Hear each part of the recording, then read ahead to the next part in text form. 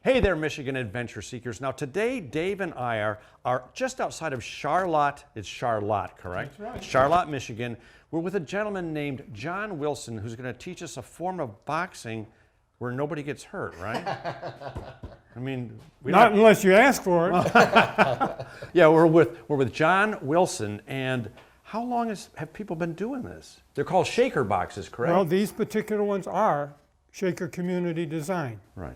But before that, for 1,000 years, especially in Europe and Scandinavia, they made what they call brides boxes. And they were part of when a woman got married, and then they would use that if they were out for food and dessert when they went visiting. But these are made now with little tiny copper tacks 225 years ago. And then the finished box will have a lid on it, like this. Right. And I happen to put a picture inside. That's one of your classes, because you offer classes here, right? We do 3 or 4 times a year. Mm-hmm. And we also write the materials so people can teach themselves at home. Now, Eric, who we met, he came here for a class, what, 28 years ago? Yeah, right, Eric? Actually, yeah, he's been with you 28 years. I wasn't gray-haired then. He made me that. But our business is a supply to craftsmen. Gotcha. That's the key thing. We don't make finished boxes for sale. Right. Occasionally, for a friend, we're asked, really nice, will you make a box? No. You make the at-home kit. We make, before that, for you to go and make boxes. Gotcha, okay. Is this a dying art, or is this something that, I mean, obviously Eric, who works with you, is carrying on this incredible tradition, but do a lot of people make these boxes, or no? I would say, when I first started out, 1975, I knew another individual who was making, and knew the network. Yeah. We couldn't come up with 10 box makers in the United States. Wow. At that time. And I've taught at least 6,000 people. So they're out there. So they're out there, and they are our customer base, as well as making the trade, the skill, because we encourage people to teach other people. Right. Well, these boxes are as beautiful as they are functional. Exactly. And they're historic. They're the icon, if you will, of the shaker community. So what type of wood is this? It smells like really good, like a red pine, or no? This happens. This is cherry, and we historically they made probably more often out of hard maple. So those are 2 woods that we carry in our catalog supply. But you can make a lot of different woods if they're flexible. Work. What won't work quite so well is the pine. Softwood fiber. You get into technology stuff, but wood fiber is not long and supple as it is in hardwood. Well, tell me about the machines that you found that make those little copper tacks. When I started myself and supplying, I bought them from Cross Nail Company. Yeah, this is way back in the 1900s. In the dark ages, yes, okay. But by 1993, when I called it Cross Nail Company we had to buy 25 pounds at a time. And if you consider that 12 tacks make a box, and anyways, it's a lot of tacks, a lot of boxes. But at that point, see, I was supplying a lot of people, right? And they looked to me for that. It was good. Cross Nail Company said, sorry, we're out of business. And so my wife, with great forethought, said, John, go out to New England, buy a machine, and you're going to need that because your business depends on those tacks. We'd be dead in the water if we couldn't supply people with these. So you went all the way out east and bought the machines before they... New Hampshire. Oh, New Hampshire, and bought the machines. I bought 1 in the morning, and then about noon, I realized, I really need 2 tacks machines. Because if I have one torn down for repair, I need to have an example. I can see how the thing goes. Because let me tell you something, there's no owner's manual for these machines. They were probably made about 1860.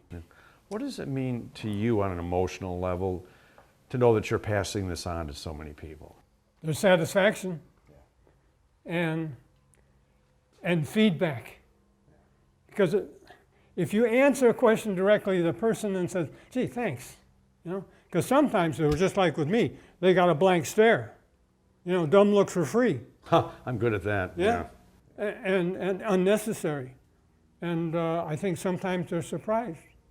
That's what I love about your story is you go to such lengths, you have such passion for this to make sure that this art form doesn't die out, that it's passed on to generations. Yeah, and I would say myself, it's unnecessary for craftsmen to be coy and quiet and think that maybe they won't be in business if they answer a question directly. And that's not true.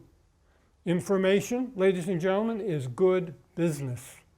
And Eric and I, my partner, are an example. We don't hesitate. If anybody asks us, there it is. If anyone wants a book, I've written about it. It's all there. I think that's good business. And certainly, it's what good stewardship is for us as craftsmen. Well, and frankly, I still can't imagine I'm going to be able to bend that wood without breaking it.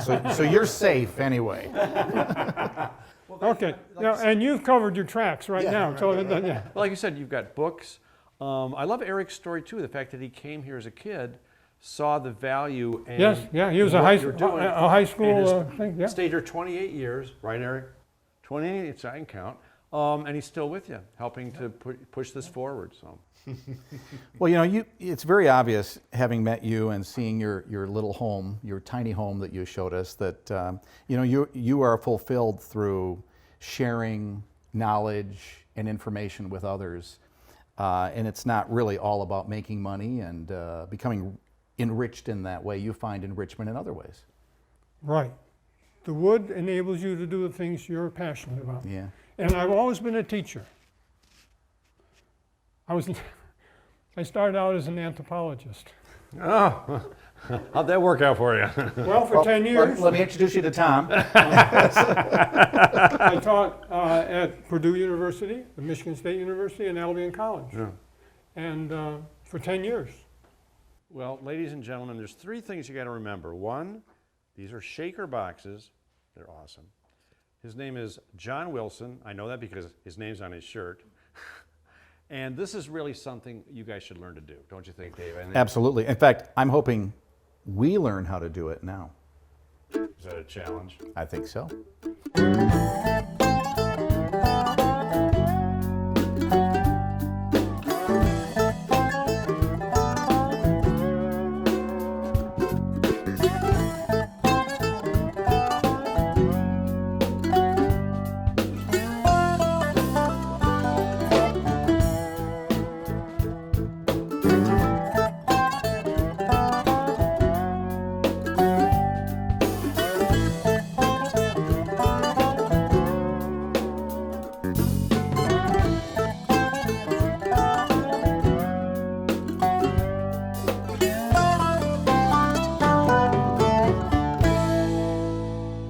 Well, you may make some mistakes, but education doesn't come free, Right. Right. And you learn from your mistakes. hopefully. At least some of us do. I'm not too good at it yet. I'm still trying.